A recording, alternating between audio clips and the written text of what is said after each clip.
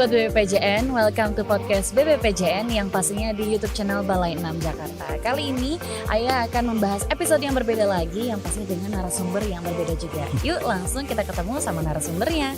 Selamat pagi Pak Ari. Ya, selamat pagi. Nah, hari ini Ayah ketemu lagi nih sama narasumber yang berbeda. Boleh Pak kita perkenalan dulu sama Sobat BBPJN. Pak Ari ini sebagai siapa sih di BBPJN ini? Ya, saya Ari Fibrianto. Saya sebagai Kasatker P2JN itu di Provinsi Jawa Barat. P2JN itu Perencanaan dan Pengawasan Jalan Nasional Provinsi Jawa Barat. Oke. Nah, kalau untuk tugas-tugasnya itu apa aja sih Pak? Ya, tugas-tugas kami itu pada umumnya memang mendesain ya. Sebelum fisik dibangun itu kami mendesain DED-nya, terus kemudian setelah didesain kami mengawasi pelaksanaan pekerjaan agar sesuai agar mutunya itu sesuai apa yang direncanakan. Kemudian itu bisa tepat waktu, tepat biaya. Selain tepat mutu, tepat waktu, tepat biaya. Seperti itu. Nah, selain itu juga mungkin selain itu kami fungsinya ada beberapa hal, yaitu menyusun lakib, terus kemudian mengendalikan pelaksanaan di lapangan, terus kemudian kami membuat revisi DIPA, kami evaluasi, terus di POK kami, terus kemudian selanjutnya ya melaporkan progres kemajuan kita secara periodik. Oke, nah itu untuk sebagian besar ya tugas-tugasnya Pak. Nah berarti ini termasuk tugas Bapak juga ya untuk pembuatan kawasan industri di Subang, betul ya Pak? Sekarang lagi ada nih, kemarin-kemarin Ayah dengar beritanya, jadi ada pembuatan kawasan industri Subang. Berarti itu juga termasuk yang sedang Bapak kerjakan ya Pak? Betul, kami diminta untuk mendesain pembangunan untuk kawasan industri Subang. Kawasan industri Subang ini bukan sebenarnya jalan nasional, tetapi merupakan prioritas strategi nasional yang dicanangkan oleh Presiden, sehingga rencananya nanti KI Subang ini akan dibangun di tahun 2021. Oke, 2021 baru akan dimulai ya Pak ya, betul. Pembangunannya. Nah, kan Subang sendiri luas nih ya Pak ya. Betul. Kita naik sedikit ke Lembang aja udah Subang itu, betul ya Pak. Betul. Nah, tapi kawasannya ini tepatnya di mana sih Pak? Jadi kawasan KI Subang itu kalau kita keluar dari Cipali ya, itu di KM 115,5. Nah, nanti akan sampai ke dia itu terletak di Kecamatan Cipunagara, Kabupaten Subang. Jadi kalau mau ke sana itu keluar KM 115,5.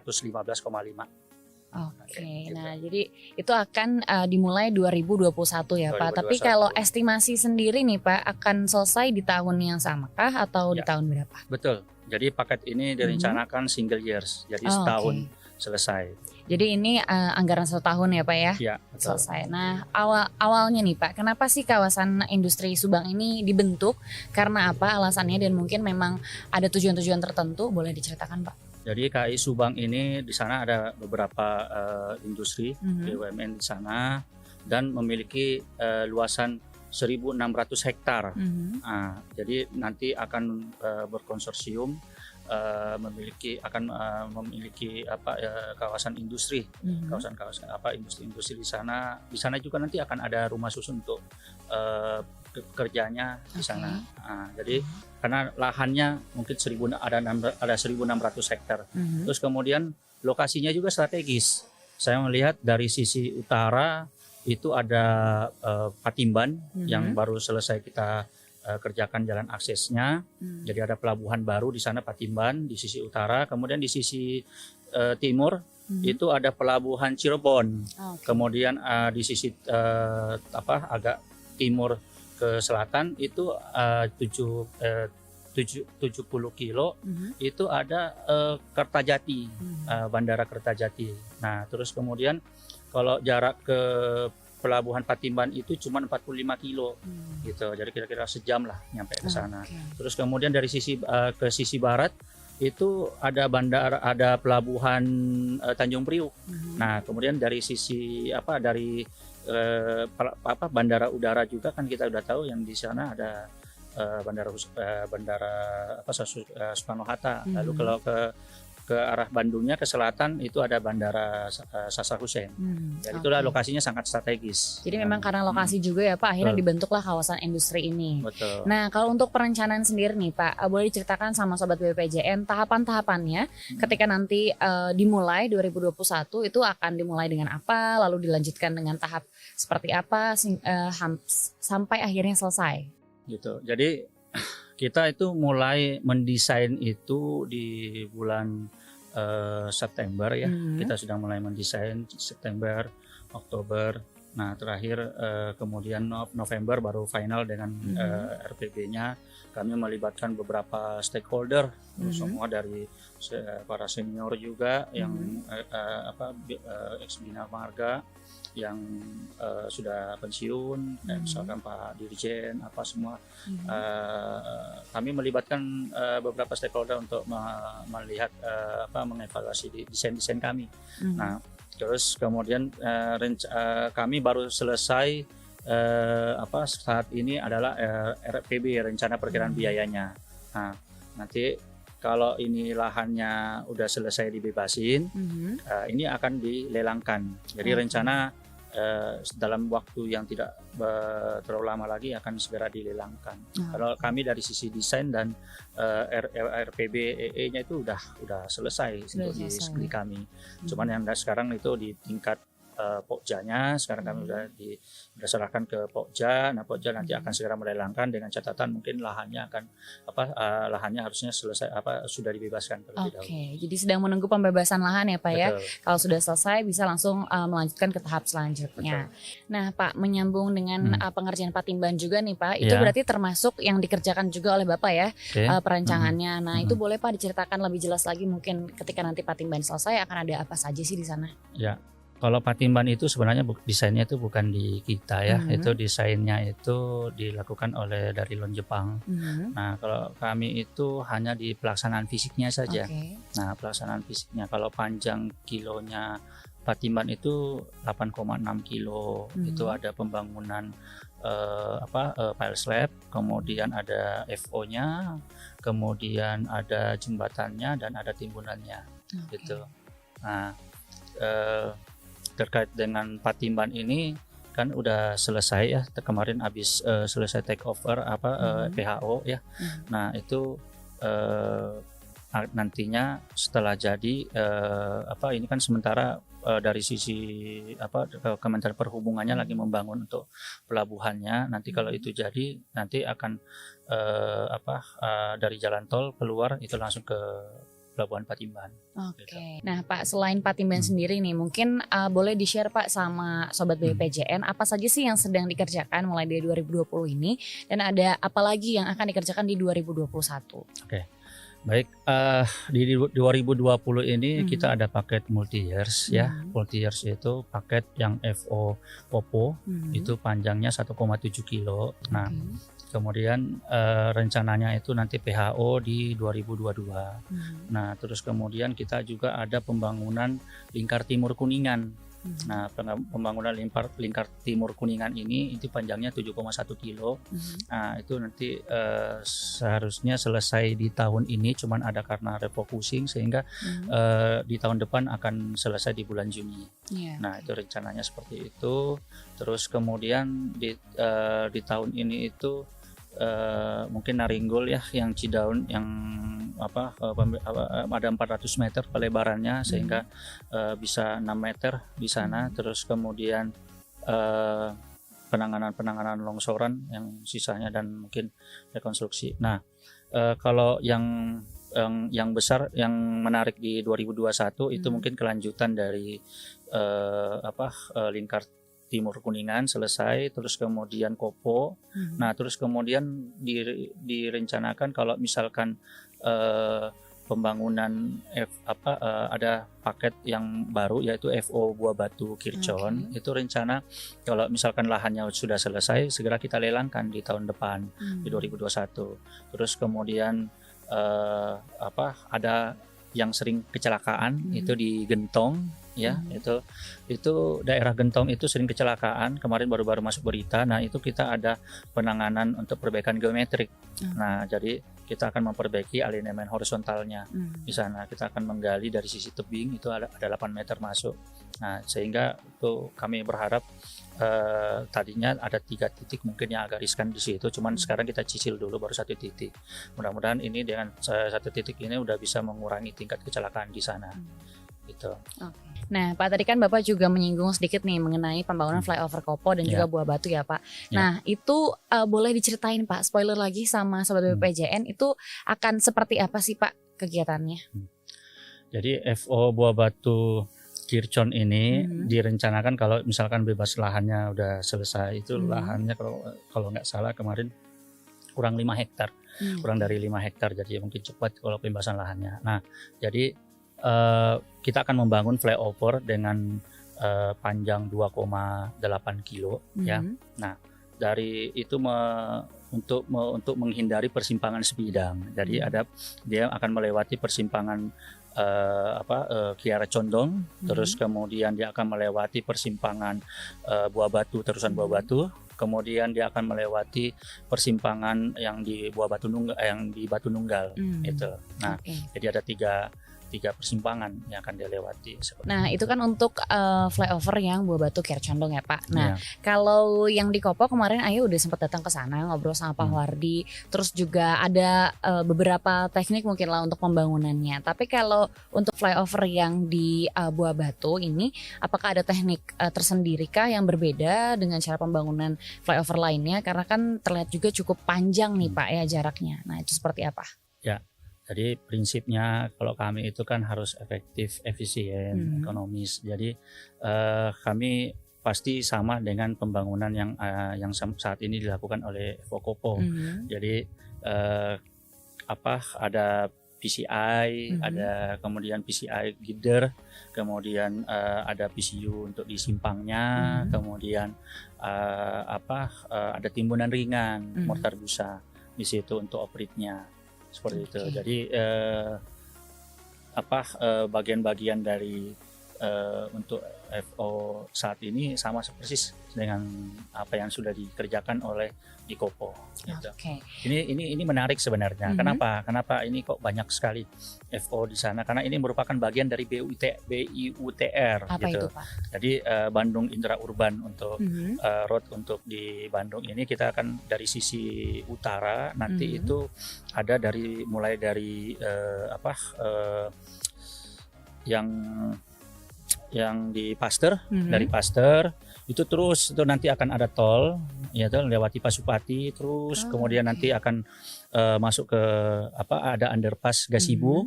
Kita ada underpass Gasibu terus naik lagi ke akan ada FO flyover melintasi di sepanjang sisi Jalan Suci terus sampai ke Gede Bage. Nah, dari Gede Bage sisi selatannya itu ada flyover yang tadi Buah Batu Kircon, terus kemudian lanjut lagi FO Momatoha. Ini yang belum saya sampaikan, FO Momatoha, terus kemudian itu FO Momatoha itu ada 2 kilo itu nanti rencana. Jadi ada 2,8 kilo FO Buah Batu, terus kemudian Momatoha ada 2 kilo, kemudian lanjut lagi ke Kopo, FO Kopo. 1,7 kilo. Luar biasa gitu. Ya, ternyata akan semakin banyak ya flyover di Kota Bandung ini. Dan kalau untuk pengerjaannya nih pasti kan setiap tahunnya akan bertambah ya, Pak ya. Ada perancangan lainnya dan Bapak nih satuan kerjanya sebagai bentuk perancangan dan juga pengawasan ya, Pak ya. Itu biasanya kesulitan apa aja sih yang dirasakan di lapangan, Pak? Jadi kalau kita ini kan biasa dalam mendesain ya tanah, yang masalah biasa itu adalah terkait dengan tanah, pendidikan tanah. Jadi tanah ini kan tidak seragam ya. Jadi pada saat kita melakukan penyelidikan tanah ya itu begitu hasil begitu dilaksanakan di fisik, ternyata kita kan selalu berusaha untuk end bearing ya. Kita menghindari friction kalau bisa end bearing gitu ya. Nah, pada saat kita penyelidikan tanah mungkin masuk ke dalaman 20 meter end bearing atau final setnya. Nah, terus kemudian pada saat pelaksanaan ternyata itu melebihi daripada apa yang didesain. Kita ini hanya melakukan pendekatan pada saat kita melakukan penyidikan tanah kita dapat tanah kerasnya seperti itu, namun biasa di lapangan itu jauh melebihi. Nah ini yang kita, apalagi kalau yang bahaya, yang nggak bagus itu atau yang bahaya itu kalau dia melebihi, bergeser di lapangan dikarenakan mungkin ada perubahan dari pembebasan lahan, gitu kan, sehingga ada bergeser, terus macam-macam misalkan di lapangan. Nah itulah yang biasa mengakibatkan terkait dengan kedalam karena bergeser beberapa meter saja atau beberapa senti itu pasti akan berbeda kedalamannya. Itu beberapa kali saya melihat hal seperti itu. Jadi memang kendala yang sering terjadi persoalan tanah ya Pak ya, karena kan memang juga harus tepat ya Pak pengukuran dan lain-lainnya juga. Terkait yang tadi juga terkait dengan lingkar timur Kuningan itu kan bergeser juga. Iya betul sekali Pak, karena kemarin ketika ke sana itu cukup berat juga pengerjaannya karena membelah gunung juga ya Pak ya, apalagi itu ada yang 17 meter sama 20 meter kedalamannya. Wah memang ternyata permasalahannya kalau perancangan dan pengawasan fisik di situ ya Pak ya biasanya ya terjadi. Ya karena terjadi di penyelidikan tanah. Ya, itu bisa. Jadi kadang kalau kita sudah mendesain tahun ini gitu, kalau kita nggak segera bangun di tahun depan, itu mungkin 2 tahun depan itu sudah berubah, jadi dinamis. Jadi di lapangan itu dinamis sekali, jadi bisa berubah. Apalagi kalau baru dibangun nanti setelah 5 tahun, jadi itu pasti udah perubahan